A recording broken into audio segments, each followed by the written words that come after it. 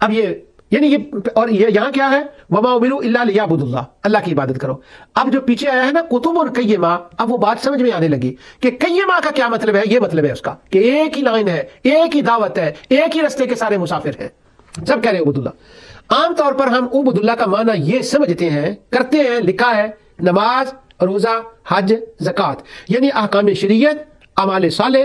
مگر یہ عبد اللہ کا یہ تو عبد اللہ کے متقاضیات ہیں، یہ تو سب اس کے ثمر و نتائج ہیں.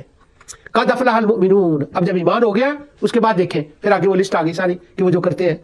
اب یہ جو مومن ہے اس کے بعد یہ تو اس کے ثمر و نتائج ہیں کہ یہ نماز، روزہ، حج، زکوٰۃ. اب ذرا سوچیں پہلے دن نوح علیہ السلام گئے ہوں، ہود علیہ السلام، صالح علیہ السلام، اور جب انہوں نے پہلا ذکر کرنا ہے تو کیا کہیں گے؟ نماز پڑھو، حج کرو، زکوٰۃ دو، نیک کام کرو. اپنی جگہ پر یہ باتیں ضروری ہیں، مگر پہلے اور وہ جو آیات ہیں نا اس کی جتنی آیات ہیں ان کو جب پڑھیں تو یوں آتا ہے وَلَقَدْ أَرْسَلْنَا نُوحًا إِلَىٰ قَوْمِهِ فَقَالَ يَا قَوْمِ اعْبُدُوا اللَّهَ. ہر نبی کے بعد یہ آتا ہے یا قوم اعبدوا اللہ مَا لَكُم مِّنْ إِلَٰهٍ غَيْرُهُ مَا لَكُم مِّنْ إِلَٰهٍ غَيْرُهُ. اب اس کا ترجمہ بھی وہ یہی کر دیتے ہیں، اس کے سوا کسی کی عبادت نہ کرو، کیونکہ وہ مشہور بات ہو گئی ہے. اب یہ عبد اللہ کا کیا معنی ہے؟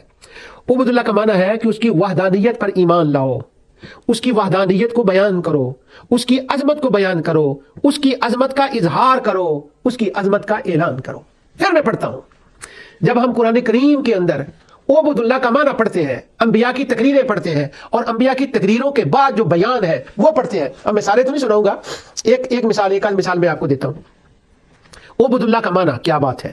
عبد اللہ کا معنی ہے اس کی وحدانیت کو بیان کرو، اس کی وحدانیت پر ایمان لاؤ، ایک بات.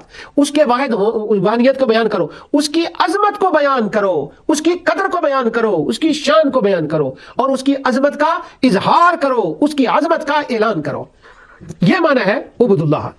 اور آپ طبری سے لے کر کسی تفسیر کو اٹھا کے دیکھ لیں، فَاعْبُدُوهُ اس کا معنی ہے اے وحیدوہ. عبد اللہ کا معنی کہتے ہیں کہ اس کا معنی یہ ہے عبدوہ اے وحیدوہ، اس کو ایک ماننے کا نام عبد اللہ ہے کہ اس کو ایک مانو. اور یہی وما امروا الا لیعبدوا میں کہتے ہیں الا لیعبدوا اللہ اے لیوحدوہ. اب اس کی وحدانیت پر کیسے ایمان لائیں، اس کی عظمت کا کیسے اظہار کریں؟ اس کا صرف ایک ہی طریقہ ہے کہ انبیاء علیہم الصلوۃ والسلام یعنی بواسطہ رسالت اس کی وحدانیت پر ایمان، اس کی عظمت